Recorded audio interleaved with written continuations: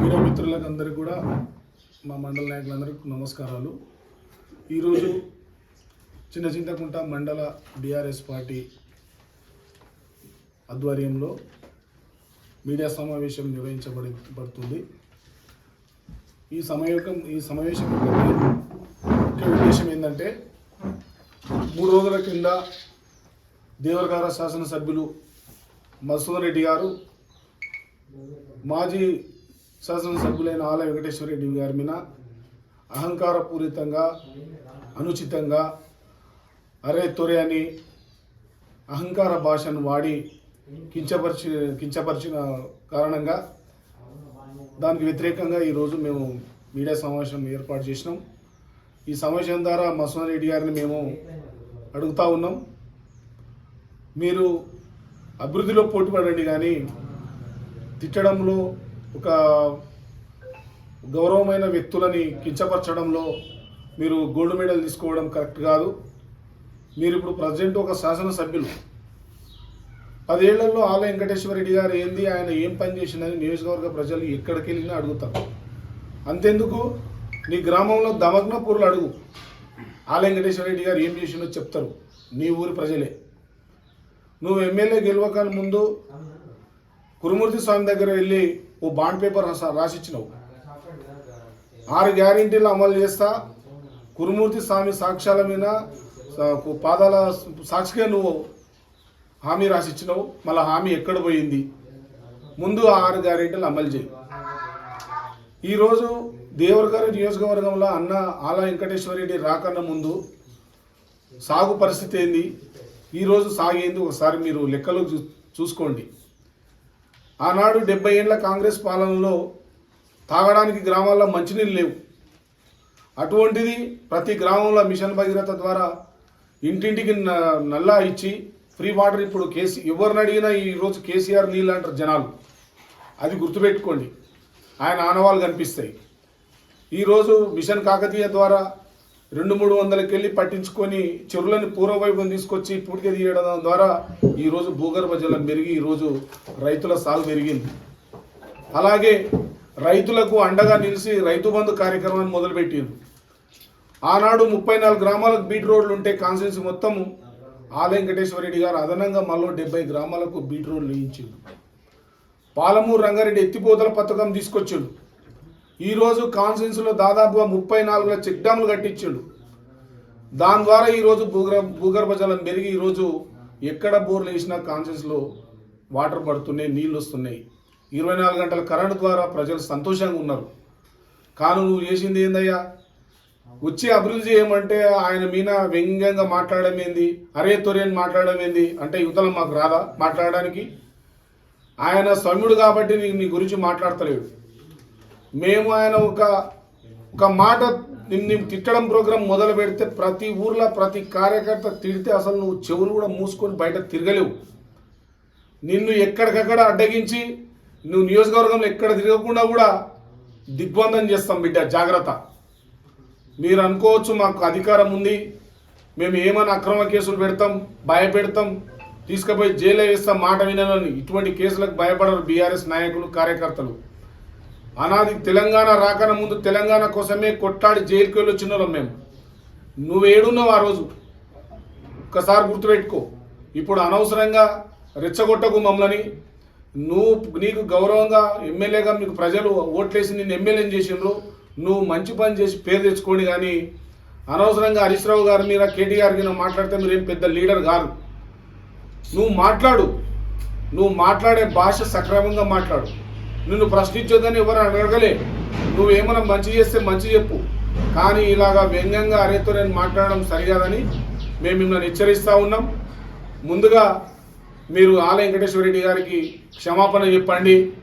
ఇంకోసారి అలాంటి భాషను వాడొద్దని మేము మిమ్మల్ని హెచ్చరిస్తూ, ఒకవేళ మీరు మళ్ళీ అదే కంటిన్యూ చేస్తే బీఆర్ఎస్ నాయకులు కానీ కార్యకర్తలు కానీ ఎక్కడికెక్కడిని మిమ్మల్ని అడ్డగించి మిమ్మల్ని తిరగనీయకుండా చేస్తాం బిడ్డ, జాగ్రత్త, ఖబర్దార్. నేడు పాత్రికేయ సమావేశంలో పాల్గొన్నటువంటి మరి బీఆర్ఎస్ నాయకులకు అందరికీ కూడా హృదయపూర్వక ధన్యవాదాలు తెలియజేస్తూ అభివృద్ధి గురించి చర్చ నడుస్తుంది గత 3 రోజులకెళ్ళి.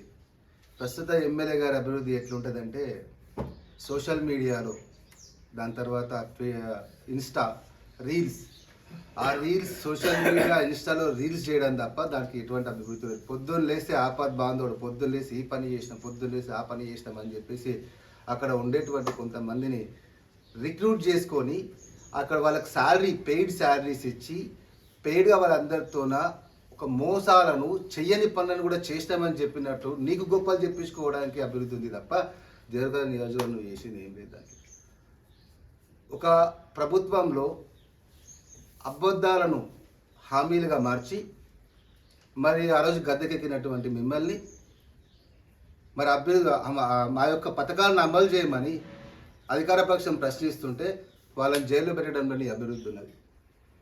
మరి ఇదే వేదికగా మీరు చేస్తున్నటువంటి మీ స్థానిక నాయకత్వం, మీ ద్వితీయ నాయకత్వం చేసిన అక్రమాలను బయటికి వచ్చి ప్రజలకు వివరిస్తూ ఉంటే వాళ్ళను సామాజిక మాధ్యమాల్లో ఇన్సల్ట్గా మాట్లాడి మీ యొక్క ద్వితీయ అనుసర వర్గంతో పెట్టుకొని వాళ్ళని అవమానం చేయడంలో అభివృద్ధి కనబడుతూ ఉన్నది.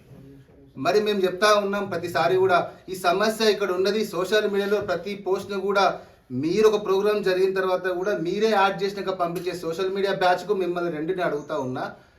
మరి ఒక సంఘటన జరిగింది, అక్కడ ఒక సమస్య మీద ప్రజల దగ్గరికి వాళ్ళు వెళ్తున్నారు, ఈ సమస్య మీద ఎందుకు స్పందిస్తలేరు అని చెప్పేసి నేను అడుగుతా ఉన్నా. అంటే ఇది అభివృద్ధి కాదు. ఏకపక్ష నిర్ణయం తీసుకుంటే దాని అభివృద్ధి. ఒకానొక సంఘటనలో ఒకానొక కార్యక్రమం గురించి మీరే అన్ని రకాల అధికారాలు, అన్ని రకాల అభిప్రాయ సేకరణ జరగాలని మీరు మాట్లాడతారు. మీ దగ్గరకు వచ్చే వరకు సొంత నిర్ణయాలు తీసుకుంటారు. ఎవరో శంకుస్థాపన చేసి ఎవరో కట్టిన దానిలో పోయి నేనే అభివృద్ధి చేస్తా అని చెప్పి వాట్సాప్లలో పెట్టుకుంటాం. ప్రజాప్రతినిధికి మీకు మేము ఓట్లు వేసినాం, ప్రజలకు మాకు హక్కు ఉంటుంది. ఏ ప్రభుత్వ హామీలు అమలు కాకపోయినా అడిగే హక్కు మాకు ఉంటుంది, నిలదీసే హక్కు మాకు ఉంటుంది. అంత చేత కాకపోతే నాకు చేతగా అని చెప్పి సమస్య తప్పించుకున్నారు. కానీ అటువంటి విషయాలకు వచ్చే వరకు శ్రేణులపైన కేసులు ఎందుకు? ఒక పోలీస్ డిపార్ట్మెంటును, ఒక రెవెన్యూ డిపార్ట్మెంట్ని ఆధీనంలో పెట్టుకొని సామాన్య మధ్యతరగతి ప్రజల న్యాయం కోసం అని అక్కడి కోసం ఆఫీస్ కాడికి వస్తే వాళ్ళని కూడా నేను చెప్తేనే పని చేయడం అభివృద్ధా? ఇవే మీరు నేర్చుకున్నదా? మీతో పాటు మేము కూడా ఎలక్షన్లో పోటీ చేసినాం, మీతో పాటు శాసనసభకు మేము కూడా నాయకత్వం వహించినాం. మీరు గెలిచిరు, మేము ప్రజల లోపల ఉన్నాం, ప్రజలతో పాటు పనిచేసే హక్కు మాకు ఇచ్చింది. మీతో పని చేపించే బాధ్యత కూడా మాకు ఉన్నది. ఈరోజు అదంతా మర్చిపోయి ఈరోజు నీ అంతలాగా ప్రవర్తిస్తున్నావు. ఒక వార్డు మెంబర్ కూడా గెలవకున్నటువంటి నీవు డైరెక్ట్ ఎమ్మెల్యే అయినావు. నీకు అక్కడ ఉండేటువంటి కార్యకర్తల బాధలు ఎట్లా తెలుస్తాయి, అక్కడ ఉన్న లీడర్ల నాయకత్వం మీద పరిస్థితి ఎట్లా ఉంటుంది, నీ ద్వితీయ నాయకత్వం ఏం చేస్తుందో నీకే అవగాహన లేదు. వాళ్ళు ఏం చేస్తున్నారో పరిస్థితి కూడా నీకు అవగాహన లేదు. వాళ్ళు చేసేటువంటి దందల మీద నీకు అవగాహన లేదు. నీకు కావాల్సింది ఓన్లీ సోషల్ మీడియా, సామాజిక మాధ్యమాలు, ట్విట్టర్, ఇక్కడ ఉండి మాట్లాడతావు. మేము మాట్లాడతాం, మేము నీతో పాటు శాసనసభకు డబ్బులు కట్టినాం, మేము కూడా రాజ్యాంగబద్ధంగా ఎలక్షన్ నిలబడ్డాం కాబట్టి నిన్ను విమర్శించే హక్కు మాకున్నది. నువ్వు ఇతరులను కూడా పని చేయకపోతే విమర్శించు, కానీ నీ అర్హత అది కాదు. దేవరగడ నియోజకవర్గంలో ప్రజలతో బేస్ అనిపించుకొని ఈ నియోజకవర్గంలో ఆల వెంకటేశ్వర గారు నేను అభివృద్ధి చేసిన అని చెప్పి మా ముందరికి రా, మేమే నిన్ను శిలాఫలకాలు పెట్టుకొని దండలు వేసుకొని చెప్పి ఈరోజు ఆల వెంకటేశ్వరుడి హయాంలో కానీ అభివృద్ధి జి మహేశ్వర రెడ్డి గారి హయాంలో జరిగిందని చెప్పే బాధ్యత కూడా బీఆర్ఎస్ పార్టీ తీసుకుంటుందని చెప్పి తెలియజేస్తా ఉన్నా. ఇలాంటి చేతగాని మాటలు ఎప్పుడో పెట్టిన రీల్స్ తీసుకోవచ్చు, ఎవరో మాట్లాడితే దాన్ని తీసుకొని ఎస్టాబ్లిష్ చేసి ఒక సోషల్ మీడియా రంగాన్ని మాత్రమే ముందో పెట్టుకొని పెట్టానరా, మీరు చెయ్యనరా, మీరు ఇవన్నీ పెట్టానరా, దీంట్లో మీద ఉన్నంత సోయి మరి అభివృద్ధి పథంలో ఎందుకు లేదు? ఏడా ఉండే రేపు వస్తావా? అన్ని అభివృద్ధి అన్ని పథకాల హామీలు కావాలి, మేము రోడ్ల మీద కూర్చుంటే వచ్చి చెప్తావా? చెప్పే దమ్ము నీకు ఉన్నదా? 1-2 పెడతావు, 4 చేస్తావని మాట్లాడుకుంటావు. మొన్న పడిదిప్పుడు సంబంధించిన రైతులు ఎండిపోయి ఆడ ఇబ్బంది పడుతూ ఉంటే హైదరాబాద్లో రేవంత్ రెడ్డి గారి దగ్గర కూర్చొని ఆటాడడం అభివృద్ధి? ఇవన్నీ మాడకపోతే 100 ఉన్నాయి. కాకపోతే నేను మిమ్మల్ని విమర్శించలేదు, మీరు పనిని నేర్చుకోండి. ఇప్పుడు కూడా ఈ మాటలు మాట్లాడుతుంటే మళ్ళీ ఆ పోస్ట్ పెయిడ్ ప్రీపెయిడ్ జీతగాలు, గవర్నర్ల జీతగాలు కొంతమంది వాళ్ళకు కూడా చెప్తున్నా, మీతోనే కూడా 2014 వెళ్ళి ఇదే జిఎంఆర్ గారికి సోషల్ మీడియాను మెయింటైన్ చేసింది నేనే, వాళ్ళకి జీతాలు ఇచ్చింది కూడా నేనే. అటువంటి వాళ్ళు 46 మంది అయిపోయారు. ఇప్పుడు 48, 49, 50 మంది మీకు కూడా నెల జీతాలు కట్ అయిపోతే మీరు కూడా సేమ్ అదే బాధ్యత వహిస్తారు. విషయం మాట్లాడుతూ ఉంటే ప్రతిపక్షం ఏమని నిలదీస్తూ ఉంది, మనమేం చెప్పాలి, దీంట్లో కంటెంట్ ఉందా లేదా? నిజంగా లేకపోతే విమర్శించండి భయ్. ఏదో అడ్డగోలుగా పెడతాం, అడ్డగోలుగా చేస్తామంటే ఎట్లకెళ్ళి అయితే ఏ వ్యక్తి మీద విమర్శలు చేసే స్థాయి మీకు ఎక్కడిది? మీకు హక్కు ఎక్కడిది? ఈరోజు పైసలు ఇస్తే జీతాల కోసం మీరు పనిచేస్తారా? ప్రతిపక్షాలు ఏం మాట్లాడుతున్నాయి, ప్రజలకేం అవసరం ఉన్నాయి, ఎమ్మెల్యే గారు నిర్ణయం ఏం తీసుకున్నాడు, ఇది నిజంగా న్యాయబద్ధమైందా చేసుకొని చర్చకు ఏ మండల అధ్యక్షులకు సంబంధించిన ఆ మండల చర్చలో పాల్గొనండి. మీ దిశ నాయకత్వానికి ఆ ధైర్యం లేదా? ప్రతి ఒక్కదానికి మీ ఎమ్మెల్యేని సమాధానం చెప్పాలా? మీతో గొడవ పెట్టుకునే స్థాయి మాదే, మా ఎమ్మెల్యేకి మీకు అవసరం లేదు, అవసరం అనుకుంటే మాతో పోటీ పడు, మేము మాట్లాడతాం, పని చేయాలో మేమే నేర్పిస్తామని చెప్పేసి మీకు వాళ్ళకి తెలియజేస్తా ఉన్నా. జై బీఆర్ఎస్, జై తెలంగాణ. దేవరకద్ర నియోజకవర్గంలో 10 ఏళ్ళలో జరగని అభివృద్ధి కేవలం 2 ఏళ్లలో చేసి చూపించినామంటా ఉన్నారు. అది వాస్తవం కాదంటారా? వాస్తవం లీడర్ల దగ్గరికి కాదండి, ఆయన ఏం అభివృద్ధి చేస్తుండో ప్రజల దగ్గరికి వెళ్దాం. రైతు రైతు బంధు తీసుకున్న రైతు దగ్గరికి వెళ్దాం. రేషన్ కార్డు కోసం అప్లై చేసుకున్న రేషన్ కార్డు హోల్డర్ దగ్గరికి వెళ్దాం. దాని తర్వాత ఇందిరామ ఇల్లు కట్టుకుంటున్నటువంటి వాళ్ళ దగ్గర కూడా ఎంతమందికి ఇండ్లు వచ్చినాయి, ఎంతమంది అనర్హులకి ఇండ్లు వచ్చినాయి, ఎంతమందికి ఇండ్లు వచ్చినాయి అభివృద్ధిని ఆడ కూడా చూసుకుందాం. ప్రతి ఒక్క పనులు కూడా చూసుకుందాం. ఆయన అభివృద్ధి సోషల్ మీడియా తప్ప బయట ఏం లేదు. అది కూడా రాష్ట్ర ప్రభుత్వం ఏదైతే పేదవాడికి ఇవ్వాలో డైరెక్ట్గా తన అకౌంట్లో ఇస్తున్నటువంటి అభివృద్ధి తప్ప ఈయన దేవత పెద్ద చేసింది ఏం లేదు. ఈరోజు సీసీ కుంట పిఎస్సీల మందులు లేక, కనీసం ప్రభుత్వ హాస్పిటల్లో సర్జికల్స్ వెపన్స్ లేక డాక్టర్లు 3 నెలలకి వెళ్ళి వైద్యం చేస్తున్నారు ఆపరేషన్. మరి దాని మీద సోయి పెట్టుకోవాలి. ఏదో ఒక ప్రాజెక్టు తీసుకొచ్చిండు, ఈ ప్రాజెక్టు కాడ మొరం తీసుకపోతుండు, ఆడ గుడి కాడ వస్తున్నాడు, ఆడో కాంట్రాక్టర్ మార్చిండు, ఆడ కమిషన్ అయిపోతే ఇంకొకరిని మార్చుకొని వచ్చింది. ఏడాబురి సీసీకుంట మండలంలో ఏం చేసిన, ఇంటర్ కాలేజ్ పెట్టిండు, ఇంటర్ కాలేజీలో స్టాఫ్ లేరు, 13 మంది ఉంటే 14 మంది వాళ్ళు కూర్చొని కెపాసిటీ కూడా లేవు. ఏం చేసిండు అభివృద్ధి? ఆయన అభివృద్ధి మొత్తం కూడా ఆయనకు సంబంధించిన వాట్సాప్లోనే కనబడుతుంది. దాన్ని మీరు క్లియర్గా చూడొచ్చు, అందరికి అబ్జర్వ్ చేస్తున్నారు. డిగ్రీ కాలేజ్ కావచ్చు, ఇంటిగ్రేటెడ్ రెసిడెన్షియల్ స్కూల్ అంటా ఉన్నాడు. సో ఇటువంటి డెవలప్మెంట్ కాదంటారా? ఇంటిగ్రేటెడ్ స్కూల్ విషయాన్ని తీసుకొచ్చి ఖచ్చితంగా హర్షిస్తున్నాం. బట్ ఆయన అక్కడ పెట్టిన దాన్ని వ్యతిరేకిస్తున్నాం. ఇది ప్రజాస్వామ్యం అండి. ప్రతి ప్రాజెక్ట్లో మీకు ఒక వీడియో చూపిస్తా చూడండి. ఇంటిగ్రేటెడ్ స్కూళ్ళ విషయంలో ఇంటిగ్రేటెడ్ సంబంధానికి సంబంధించిన దాంట్లో నాతో పాటు ఆయన ధర్నాలో పాల్గొన్నాడు, నాతో పాటు ఇతర కెమికల్ ఫ్యాక్టరీ ధర్నాలో పాల్గొన్నాడు. దాంట్లో ఆయన ఏం మాట్లాడిందో మీరు ఒకసారి వినండి. మీరు ఒకసారి వింటే ఆయన మాట్లాడిన మాటలే కదా.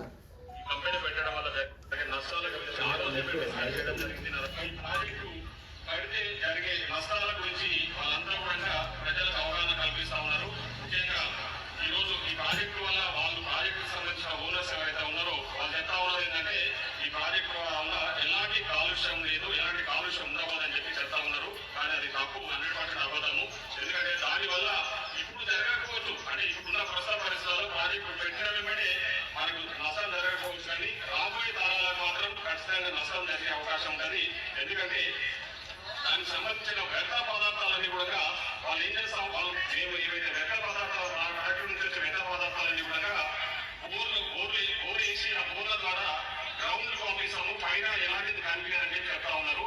కానీ ఆ గ్రౌండ్ పంపించడమే పెద్ద ప్రమాదకరం. ఎందుకంటే ఆ బోర్ల ద్వారా లోపలికి పంపిస్తే కొన్ని రోజుల తర్వాత కింద నీళ్ళంతా కూడా కలుషితం అయిపోతాయి. అంటే ఆ భూమిలో ఉన్న కింద ఉన్న నీళ్ళని కూడా కలుషితం అయిపోయి ఆ నీళ్ళని కూడా రేపు మన భవిష్యత్ తరాలంటే మనం నీళ్లు బోర్లు వేసుకున్నా ఏం వేసుకున్నా కూడా ఆ నీళ్ళని కూడా కలుషిత నీళ్ళు తాగితే పెద్ద రోగాలు వచ్చే అవకాశాలు ఉంటాయి. సో కాబట్టి ఖచ్చితంగా ఈ ప్రాజెక్టు ముఖ్యంగా ఈ ప్రాజెక్టు ఏర్పాటు చేయడానికి కూడా దానికి ఒక అంటే నియమాలు ఉన్నాయి. ముఖ్యంగా ఏదైనా ఈ కెమికల్ ఫ్యాక్టరీస్ లాంటి ఫ్యాక్టరీస్ పెద్ద ఫ్యాక్టరీస్ పెట్టాలంటే ముఖ్యంగా వాళ్ళు చేయాల్సింది ప్రజాభిప్రాయ సేకరణ. అలాంటి ప్రజాభిప్రాయ సేకరణ ఏది జరగలేదు. ఖచ్చితంగా ఇదండి ఆ రోజు వాకిటి శ్రీహరి గారు, ఇప్పుడున్న మంత్రి గారు, దాని తర్వాత పర్ణిక మేడం గారు ఎమ్మెల్యే గారు, జి మహేశ్వర్ రెడ్డి గారు ఎమ్మెల్యే గారు, ఈ వేదికలో నేను కూడా కూర్చున్నాను. ఈ వేదికలో వాళ్ళు పంచుకున్నటువంటి మాటలు ఇవి. ఆ రోజు ఓట్ల కోసము ఇతర కెమికల్ ఫ్యాక్టరీని విషయంలో మేము దాన్ని రద్దు చేస్తాం మామూలు చెప్పిన మాటలు ఏమన్నాడు, ఇంకేమన్నాడు, ప్రజాప్రాయ సేకరణ జరగాలి ప్రతి ప్రాజెక్టుకి అని చెప్పాడు. ఈరోజు దాని పక్కనే కూర్చున్నటువంటి 2-3 కిలోమీటర్లో ఉన్నటువంటి స్కూల్కు మరి ఎటువంటి ప్రజాప్రాయ సేకరణ చేసిండు అంటే ఇది ఎట్లుంటుంది అంటే ఉపన్యాసాలు మాత్రం గొప్పలు ఇస్తాం, యాక్టివిటీలో మాత్రం ఉండవు. ఇప్పుడు ఇదే క్వశ్చన్ మేము అడుగుతున్నాం, నీవెలో కంపెనీ బంద్ చేయడానికి నీకు చేత కాదు, నీ వల్ల కాదు, అది ఎలాగో చేయలేకపోయావు. సంబంధిత మంత్రి కూడా ఎందుకు జిఎంఆర్ ఇంతగానో ప్రజా విప్లవం వస్తుంది ఎందుకోసం అక్కడ కడుతున్నావు అని అక్కడ ఉన్న సంబంధిత మంత్రి కూడా అడుగుతలేడు. అంటే వీళ్ళకు ఎస్టీ బీసీల విద్యార్థుల మీద ఎందుకంత నిర్లక్ష్యం అని అడుగుతున్నారు. ఒక అవగాహన లేని మంత్రి, ఒక అవగాహన లేని ఎమ్మెల్యే, వీరిద్దరు కూడా ఉండి విద్యార్థుల జీవితాలు బలి అవుతుంటే అక్కడ బలి చేయడానికి సిద్ధమవుతున్నారు వాళ్ళు.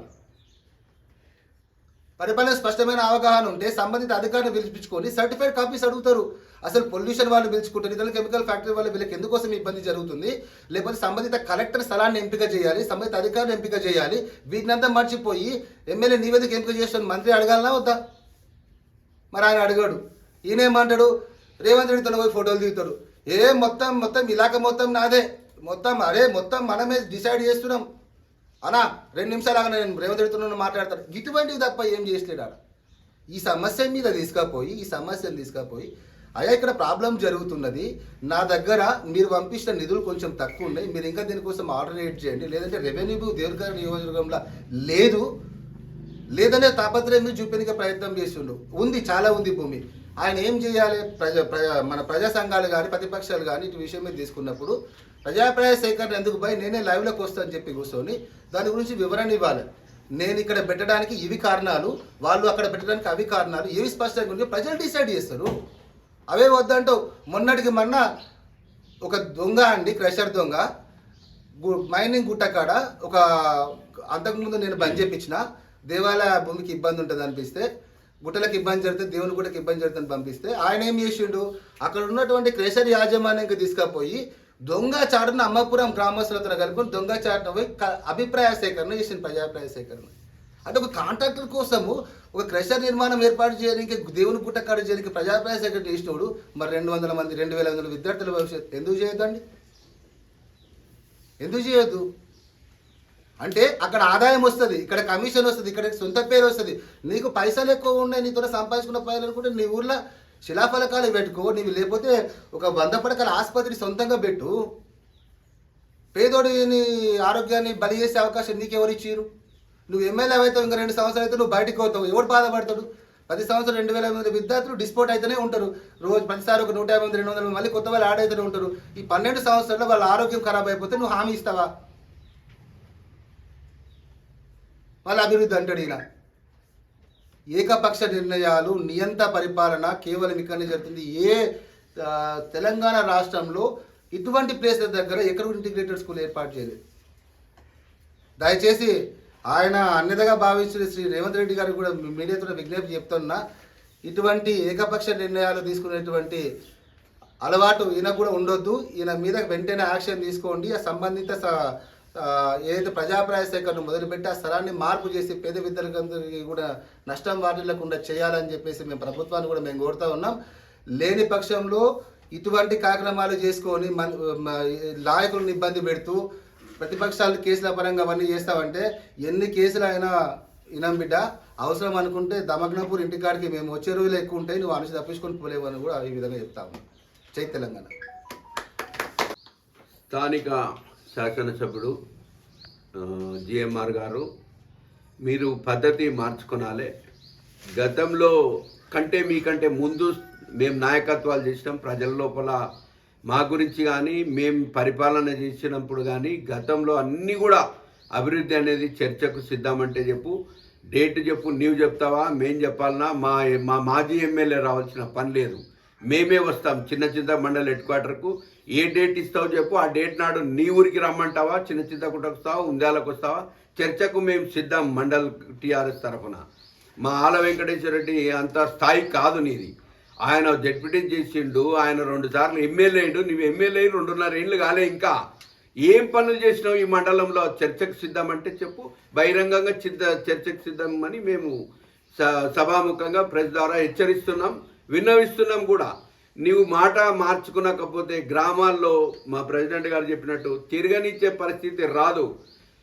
అభివృద్ధి అంటావా? నీ చూడు, నీ రోజు తిరిగే రోడ్లు కానీ నీ ఊరికి రోడ్డు ఎవరిచ్చిండు, నీ ఊరికి చెరువుకు నీళ్ళు ఎవరిచ్చారు? చిన్న చింతకుంట బ్రిడ్జి గతంలో ఎంతమంది ఎమ్మెల్యేలను కట్టకుండా ఆల వెంకటేశ్వర రెడ్డి కట్టించిండు కురుముడి దేవస్థానానికి. ఇలా 100 కార్లు మక్తలు, నారాయణపేట, కొడంగల్లు కూడా మా ప్రాంతంలో బ్రిడ్జి మీద పోతున్నారు. నీకు కనబడతలేదు అభివృద్ధి అనేది? మేము కట్టిన దాంట్లకు రంగులు వేస్తున్నావు, బోర్డులు పెట్టుకుంటున్నావు, పెట్టుకో. కానీ అధికారం శాశ్వతం కాదు ఎమ్మెల్యే గారు. ప్రజలు తీర్పు తిరిగి రాస్తారు. రాజశేఖర రెడ్డి అప్పటి నుంచి కూడా చూస్తున్నాం మేము. ఎంతమంది ముఖ్యమంత్రులు మారినరు, ఎంతమంది ఎమ్మెల్యేలు మారినరు. రాజకీయం ఎప్పుడు శాశ్వతం కాదు, మంచితనం శాశ్వతం. ప్రేమ ఉండనికే నేర్చుకో.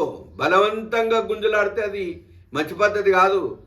దయచేసి నీకు ఈ ప్రెస్ ద్వారా విన్నవించేది ఏంటంటే నోరు అదుపులో పెట్టుకో.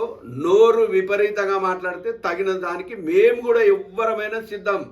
ఆల వెంకటేశ్వర రెడ్డి సమనాయకుడు కావు నువ్వు, మాకంటే తర్వాత లీడర్ అయినావు. దయచేసి నీ ప్రవర్తన, నీ వాయిస్ మంచిగా వచ్చేటట్లు నేర్చుకో. నీకు బాధ్యత గల పదవి ఉంది. ఈరోజు పదవికి తగ్గట్లు కుర్చీకి న్యాయం చేయి, నువ్వు వ్యక్తులకు న్యాయం చేయకు, మాకేం సహాయాలు చేయొద్దు. దయచేసి ఒకవేళ బహిరంగ చర్చకు సిద్ధమంటావా? డేట్ చెప్పు. చిన్న హెడ్ క్వార్టర్లో ప్రజావేదిక మీద ప్రజల ముందే మాట్లాడదాం. దీనికి విలేకరుల ద్వారా హెచ్చరిస్తూ